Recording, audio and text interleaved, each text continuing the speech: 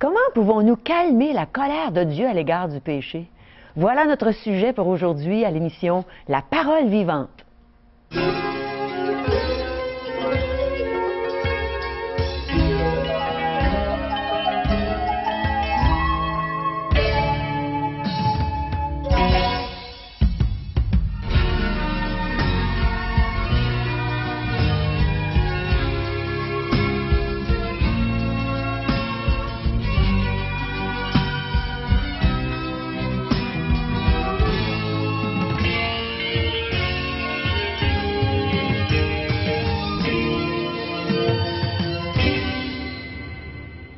Bonjour, chers amis, et bienvenue à l'émission La Parole vivante. Vous savez, je méritais, moi, la colère de Dieu à l'égard du péché. À cause de mes péchés, je méritais que Dieu soit en colère envers moi, et il ne l'est plus. Régent, comment ça se fait? Bonjour, on va Régent. tout vous expliquer ça dans les prochaines minutes, mais pour l'instant, bonjour Caro, bonjour à nos téléspectateurs. Lorsqu'on parle de Dieu en colère, c'est plus ou moins accepté parmi notre société de parler d'un Dieu en colère. Dieu d'amour, le Dieu miséricorde, le Dieu de bonté, le Dieu qui est là, qui accepte l'humanité. Et c'est vrai qu'elle accepte parce que Dieu vit avec cette humanité, en est le Créateur. Mais il y a un aspect qu'il ne peut tolérer, qu'il ne peut même voir, c'est l'aspect du péché. Et pourquoi a-t-il vraiment en horreur cet aspect-là de l'offense, de le fait d'avoir désobéi? Dieu n'aime pas cet aspect-là chez l'être humain. Et il veut intervenir, et il peut le faire, il peut intervenir. Donc, un Dieu en colère, on a vu Jésus-Christ, on essaie d'expliquer la colère de Jésus lorsqu'il entrait dans le temple, et puis tous ces échangeurs qui étaient là, il les a renversé la table, et puis il a pris, il s'est fait un fouet avec les cordages qui étaient là, et puis on a du mal à expliquer un tel comportement de la part de Jésus. L'être parfait, comment se fait-il? Pourtant, il était en colère. Mais il nous le dit pourquoi? Parce qu'il dit, la maison de mon père, c'est une maison de prière, et vous en avez fait une maison de brigands. Alors, repentez-vous, changez votre manière de vous approcher de Dieu. Ce n'est pas la bonne façon de pouvoir bénéficier des bienfaits et de la bonté, de la miséricorde et de tout ce que Dieu est prêt à offrir à l'humanité. Et Dieu doit détruire ce qu'il ne tolère en sa présence, c'est-à-dire le péché, le mal. Et la colère, c'est un jugement que Dieu apporte à cet aspect de l'humanité qui nous inclut tous. Je vais me diriger. Dieu doit punir le péché, Dieu doit punir, châtier le péché. Il aime le pécheur. Ça c'est la grande vérité. Dieu aime le pécheur, mais il doit punir, il doit juger le mal, le péché que nous commettons à tous les jours. Alors, comment est-ce que Dieu peut-il faire cela? Aimer celui qui commet le péché, tout en détruisant le péché, parce qu'il ne peut tolérer en sa présence le péché. Comment va-t-il faire cela? Et c'est encore la croix qui vient au centre de ce message. Alors, je m'installe et puis on va ensemble regarder des textes des Saintes Écritures. Donc, si vous avez une Bible à la portée de la main ou un Nouveau Testament, vous pourrez tout simplement lire avec moi Romains, il va sans dire, donc le chapitre 3. Donc, regardez ensemble cet aspect de propitiation. Qu'est-ce que ce mot veut dire? On le retrouve dans Romains chapitre 3, à partir du verset 21. J'aimerais qu'on puisse lire un peu le contexte. Romains 3, 21. Mais maintenant, sans la loi, est manifestée la justice de Dieu à laquelle rendent témoignage la loi et les prophètes. Justice de Dieu par la foi en Jésus-Christ et pour tous ceux qui croient. Il n'y a point de distinction, car tous ont péché, sont privés de la gloire de Dieu. Ils sont gratuitement justifiés par sa grâce, par le moyen de la rédemption qui est en Jésus-Christ. Et le verset 25, nous retrouvons le mot pour cette étude d'aujourd'hui. C'est lui que Dieu a destiné à être par son sang, pour ceux qui croiraient, victime propitiatoire afin de montrer sa justice parce qu'il avait laissé impunis les péchés commis auparavant au temps de sa patience. Il montre ainsi sa justice dans les temps présents de manière à être juste tout en justifiant celui qui a la foi en Jésus. Une lecture un peu plus longue qu'à l'habitude, mais il fallait mettre le contexte parce que Dieu est en train ici de mettre son Fils au centre même de ce récit, de cette histoire de l'humanité. Une humanité qui a besoin d'aide, qui a besoin de secours. Tu as besoin d'aide, tu as besoin d'être secouru dans ce que tu vis présentement. Tu ne réalises peut-être pas l'état dans lequel tu te trouves spirituellement, mais la colère de Dieu plane sur toi. La colère de Dieu doit sévir, doit rendre un verdict concernant le mal, concernant le péché qui est en toi. Et ce verdict, c'est cette colère de Dieu, le fait que Dieu est en colère envers le péché. Il t'aime, il voudrait te sauver, il voudrait te racheter, comme on a vu dans les émissions qui ont été faites sur ce rachat, sur ce pardon. Dieu veut pardonner, Dieu veut racheter, mais il doit naturellement punir, il doit rendre un verdict concernant le péché, sinon ça serait de l'injustice. Tout le monde réclame dans notre société justice, que justice soit faite, puis on crie à la justice. Puis s'il y a des sentences bonbons, bien on le soulève le fait, puis on le dit dans nos médias, ce juge-là, là, il n'a pas rendu un juste verdict.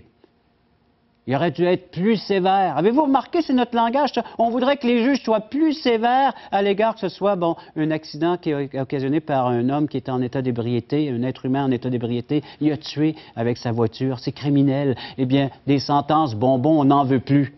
Eh bien, ça fait longtemps que Dieu dit que le péché mérite plus que cela. Le salaire du péché, c'est la mort. Alors donc, et Dieu réclame cette mort. Et on a vu que Jésus-Christ a été celui qui a payé à notre place. Mais maintenant, comment apaiser la colère? Comment cette faute, cette fureur de Dieu, Dieu qui a en horreur le péché? Je vais te donner une illustration fort simple. Vous êtes parents, vous avez des enfants, des jeunes adolescents peut-être, et puis vous craignez le pire, c'est-à-dire qu'un jour qu'ils mettent sous la main de la drogue peut-être. Et vous savez ce que la drogue peut faire chez un enfant, chez un adolescent. Moi, je l'ai vu dans ma propre famille, j'ai vu ce que ça pouvait faire, comment est-ce que ça détruit une personne, comment que ça détruit un être humain. Et j'espère que vous ne tolérez aucunement cette présence qui est nocive pour la vie de ceux que vous aimez, que vous chérissez même, et que vous avez investi combien pour ces enfants, afin qu'ils aient une vie heureuse, le bonheur. Et cette drogue va venir tout détruire en un instant. Et c'est la même chose. Dieu voit que le péché est en train de détruire. Tout d'abord, ce péché nous éloigne de Dieu. Donc, lui qui voudrait vivre en harmonie, qui voudrait vivre en paix, qui voudrait vivre avec nous intimement, personnellement, le péché nous éloigne et le péché nous détruit. Tout ce mal. Alors Dieu a en horreur, tout comme nous on peut avoir en horreur la drogue qui viendrait détruire cette relation et surtout la vie de nos enfants, Dieu a en horreur ce péché qui détruit la race humaine, sa propre création avec laquelle il voudrait établir une relation intime et personnelle. Voilà pourquoi il intervient, voilà pourquoi qu'il est en colère. Les textes nous le disent, vous lirez Jean 3, 36. Jean, chapitre 3, verset 36, « Celui qui a le Fils a la vie, celui qui n'a pas le Fils, la colère de Dieu demeure sur lui. » nous disent les Saintes Écritures. Et c'est la même chose dans Romains, chapitre 1.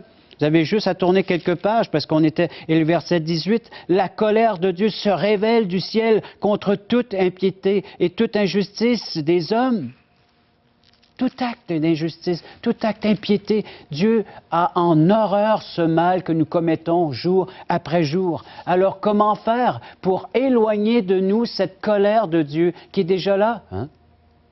Prêt à agir? Eh bien, c'est se réfugier. Vous savez, lorsqu'il y a de la pluie assez forte, on sort un instrument qu'on appelle parapluie, qui nous part de la pluie, qui nous empêche à la pluie de nous atteindre. Et lorsqu'il fait trop soleil, qu'on soit à la plage, eh bien, il y a le parasol qui, justement, qui vient faire interférence à ces rayons de soleil qui viendraient brûler notre peau et occasionner peut-être le cancer de la peau, tellement de dangers. Le tonnerre, là, vous savez pourquoi, hein? Alors, on le mettait dans les endroits, dans les hauteurs, sur les fermes, et ainsi de suite, afin que le tonnerre soit dirigé sur cette barre, cette tige de métal, et puis qu'il ne mette pas en flamme nos bâtiments, et ainsi de suite. Et c'est la même chose. Vous avez un paracolère. Le paracolère, c'est là où la foudre, la fureur, la colère de Dieu s'est déjà abattue. Et elle est tombée sur la personne de Jésus-Christ, une victime propitiatoire. C'est là que la colère de Dieu s'est déroulée, a eu lieu. Quand Jésus-Christ s'est écrié sur cette croix, lorsqu'il était suspendu à cette croix, il a dit, « Mon Dieu, pourquoi m'as-tu abandonné? » En plus d'agoniser, en plus de souffrir physiquement avec les clous dans les mains, dans les pieds, la lance sur le côté, les crachats et tout ce qu'il pouvait subir de la part de l'être humain, il est en train de subir la colère de Dieu. Là, sur cette croix, c'est la colère de Dieu qui s'est manifestée et par le fait même l'amour. Car Dieu a tant aimé le monde qu'il a donné son Fils, et son Fils est venu sur cette terre afin de subir la colère, la foudre, la fureur de Dieu, pour punir, il va sans dire, oui, le péché. La Bible nous dit que Jésus-Christ est devenu péché à cet endroit. Non pas qu'il a commis le péché, mais il est venu porter le péché. Et là, il portait le péché à cet endroit-là. Et c'est la colère qui s'est abattue. C'est la même chose lorsqu'on a des incendies dans des grands champs, des prairies. Qu'est-ce qu'on fait pour essayer d'enlever et d'éliminer ce feu qui fait des ravages? Souvent, on va remettre le feu. On va mettre le feu à un endroit et vous pouvez aller vous réfugier là où le feu a déjà passé. Et c'est la même chose. Si vous voulez éviter que la colère de Dieu s'abatte sur vous, qui juge votre péché, allez en la personne de Jésus-Christ. Réfugiez-vous.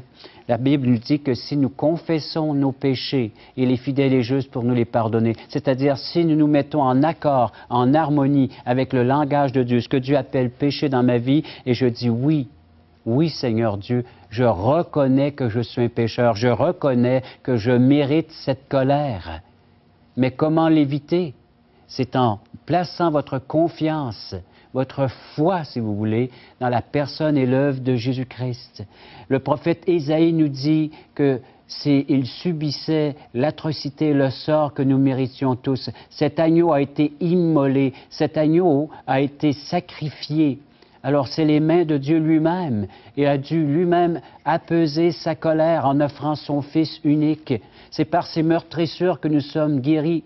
Vous savez, c'est lorsqu'il a souffert et lorsque surtout ce cri est sorti de sa bouche, c'était l'heure, c'était le moment où est-ce que Dieu subissait, il va sans dire, le jugement de Dieu à l'égard du péché.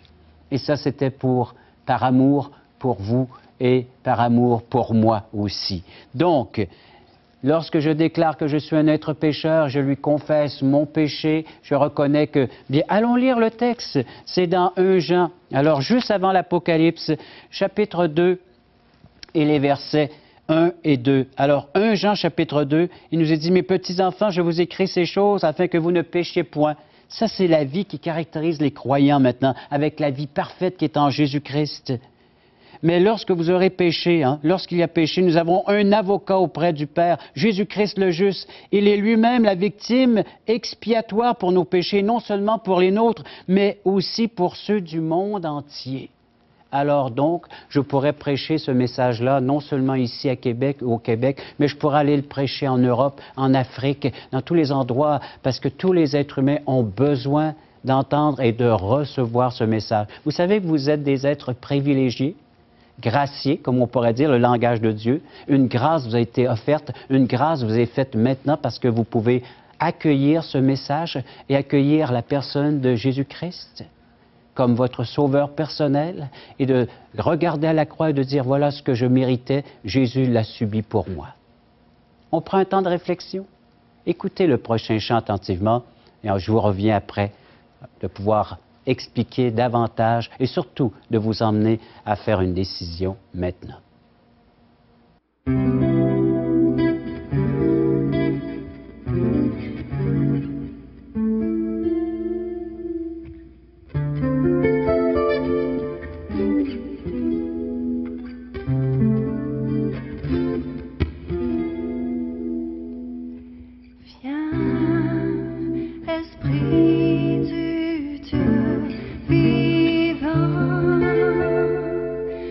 Sois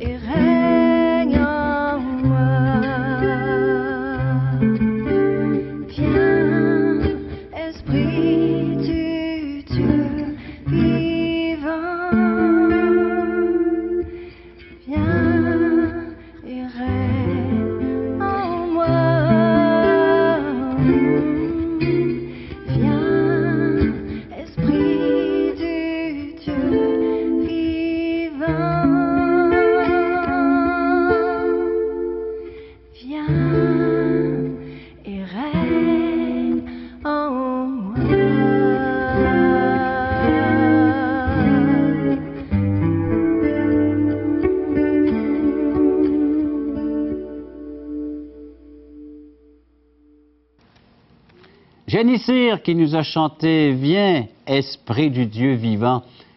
Et cet Esprit est en train de vous convaincre, il est en train d'œuvrer, il est en train d'accomplir le pourquoi il existe. Il est venu nous convaincre de péché, de justice et de jugement, nous disent les Saintes Écritures. Vous lirez ça dans l'Évangile de Jean. Et si vous ne l'avez pas en votre possession, on vous l'offre tout à fait gratuitement, vous pourrez nous en faire la demande. Avez-vous réfléchi un peu donc sur ce texte, ces textes? Je vais vous en citer d'autres. Hébreux, chapitre 10, verset 19. Hébreux 10, 19. Ainsi donc, frères, nous avons au moyen du sang de Jésus une libre entrée dans le sanctuaire par la route nouvelle et vivante qu'il a inaugurée pour nous au travers du voile, c'est-à-dire de sa chair, et nous avons un souverain sacrificateur établi sur la maison de Dieu. Approchons-nous donc avec un cœur sincère, dans la plénitude de la foi, les cœurs purifiés d'une mauvaise conscience et le corps lavé d'une eau pure. Le Seigneur Jésus-Christ nous interpelle, vous interpelle présentement. Un seul moyen que nous pouvons avoir accès au ciel, c'est par le voile qui fut déchiré, c'est-à-dire la chair, le corps du Seigneur Jésus-Christ. C'est ça le chemin, la voie qui nous mène au Père. Il faut passer par ces meurtrissures. Il faut passer par le crucifié, il faut passer par ses souffrances, par cette agonie du Christ. Il faut passer par le fait qu'il ait subi à ma place ce que je méritais. La colère de Dieu est tombée sur lui. Je reconnais cette réalité, cette vérité. Et puis par le fait même, je peux entrer dans le sanctuaire, dans la demeure de Dieu, non encore une fois à cause de ce que j'ai pu accomplir ou faire, mais à cause de ce que Jésus-Christ a fait pour moi à la croix. C'est ce que nous disent les Saintes Écritures. Approchons-nous donc maintenant. Imaginez une conscience qui est lavée, qui est purifiée. C'est ce que j'ai besoin. Votre conscience est lourde. Votre conscience, vous essayez de la faire taire d'une façon ou d'une autre par quelques moyens. Eh bien, par quelques façons. Et la seule façon de pouvoir apaiser, de pouvoir calmer, il va sans dire votre conscience, c'est qu'elle soit lavée, qu'elle soit purifiée par le sang de Jésus. Demandez-lui tout simplement qu'il vienne accomplir cette tâche. Alors oui, tout comme une chemise est tachée, on a besoin de la laver et c'est la même chose. Notre conscience a besoin d'être purifiée et le seul unique moyen par lequel nous pouvons le faire, c'est le sang de Jésus-Christ. Ce sang a une valeur inestimable. Ce sang encore le pouvoir de faire de vous des êtres saints, c'est-à-dire sanctifiés, purifiés. Donc, demandez-lui qu'il accomplisse parfaitement son œuvre en vous. Toi qui es là, viens à la croix, Jésus t'appelle. Régent nous a parlé de la colère de Dieu aujourd'hui, cette colère qui est apaisée envers tous les enfants de Dieu. Alors, vous voulez savoir comment devenir un enfant de Dieu? Allez à un merveilleux déjeuner de l'espoir. Vous allez entendre le témoignage d'une personne, justement, dont la colère est apaisée, la colère de Dieu, naturellement, envers lui, un enfant de Dieu qui marche vers le ciel. Alors, regardez nos coordonnées et vous allez voir comment faire pour aller à un merveilleux déjeuner de l'espoir. Regardez ce qui se passe dans cette salle. Il nous manque de la place. Voulez-vous m'aider à tasser le mur, s'il vous plaît? Hein? Jésus est vivant, il vit pour toi, il vit pour moi. Jésus est ici, il vient pour toi, il vient pour moi. Il est venu pour tous nous pardonner. C'est une nouvelle naissance. C'est comme une chenille qui est transformée en papillon. Mais il faut lui demander. Dieu vous offre la vie éternelle, mais il faut que vous la receviez. Parole vivante vous invite à participer à l'un des nombreux merveilleux déjeuners de l'espoir. Ces déjeuners ont lieu dans plusieurs restaurants réputés de la région et vous sont offerts gratuitement. Venez entendre le témoignage d'une vie transformée par la puissance de Dieu. Pour connaître les détails concernant l'endroit, la date et l'heure pour votre région, composez le 1-877-537-7647 ou notre site web www.espoir.ca. C'est avec joie que je vous présente un homme qui est membre de la même église que moi et qui bientôt va être le pasteur d'une église, une jeune église à Saint-Césaire. Je vous présente Jean-Pierre Gagné. Bonjour Jean-Pierre. Bonjour Caro.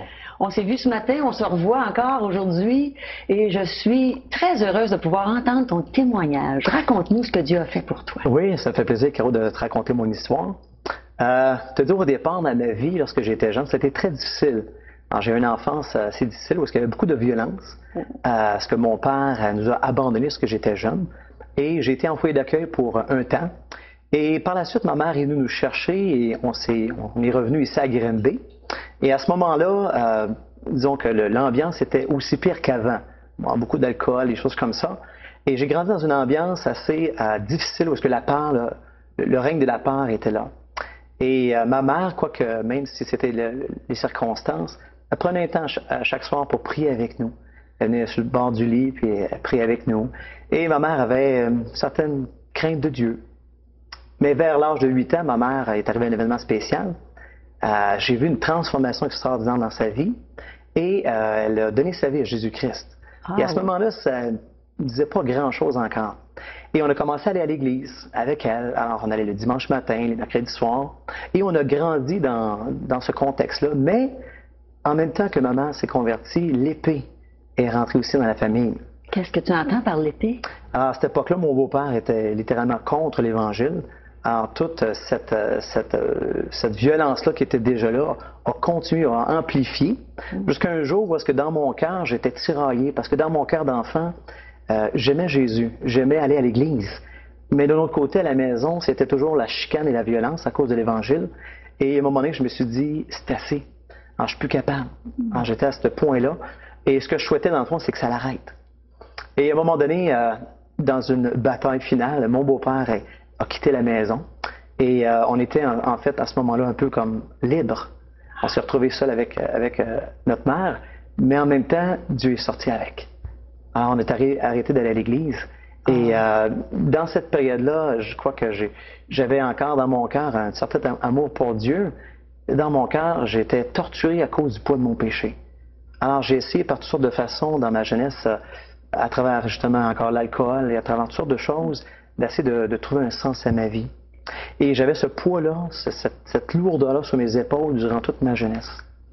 Et jusqu'au jour où Dieu était venu, il est venu à mon secours. Il y a une personne qui t'a parlé ou oui, exactement. Vers l'âge de 18 ans, mon frère Stéphane allait au cégep. et a rencontré un chrétien et lui a présenté l'Évangile de Jésus-Christ. Et mon frère Stéphane est venu à l'Évangile. Et en revenant à la maison, il nous a en fait partagé l'Évangile et j'ai pu parler aussi aux chrétiens qui avaient communiqué l'Évangile. Et c'est pas long que j'ai choisi d'aller à l'Église et de commencer une étude biblique sur Jésus-Christ.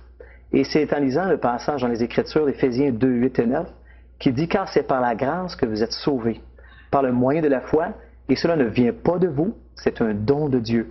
Et ce n'est point par les œuvres afin que personne ne se glorifie. » Et j'ai littéralement sauté sur l'Évangile. J'étais à bout dans ma vie et je savais que c'est ce que j'avais besoin. J'avais besoin de Dieu pour combler ma vie. Alors ce 24 mars-là de l'an 1987, j'ai donné ma vie à Jésus-Christ, a transformé ma vie. Tout le poids de cette culpabilité-là que j'avais, c'est parti, c'est disparu, parce que je savais que Christ avait porté le poids de mon péché à la croix. Et ça a été pour moi une nouvelle vie, et j'ai pu continuer à grandir dans la connaissance de mon Dieu à travers les Écritures, à travers l'Église. Et aujourd'hui, je suis à son service à temps plein, et je loue le Seigneur pour cela, pour ce qu'il fait dans ma vie. Et tu es un bon serviteur de Dieu. Merci beaucoup, Jean-Pierre. Ça fait plaisir, Beau Carole. témoignage. Merci.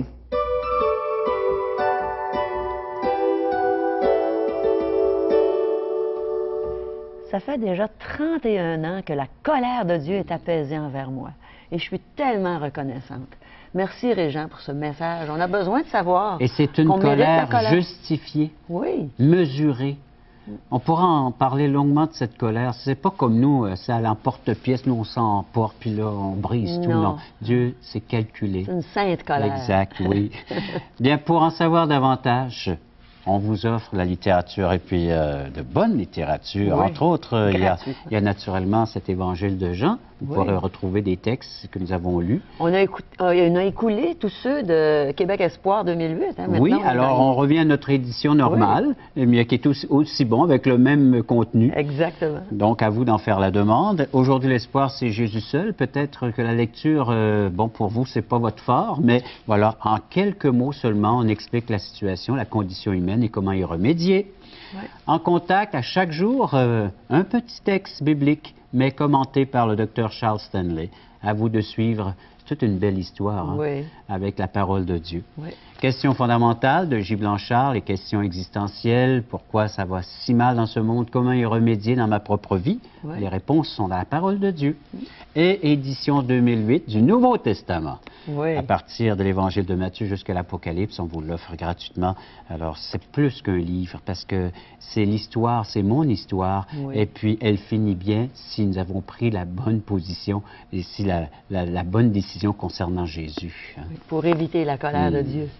Alors, vous pouvez obtenir ces cadeaux-là à 1-877-L'Espoir, 1-877-537-7647 ou visiter notre site web espoir.ca.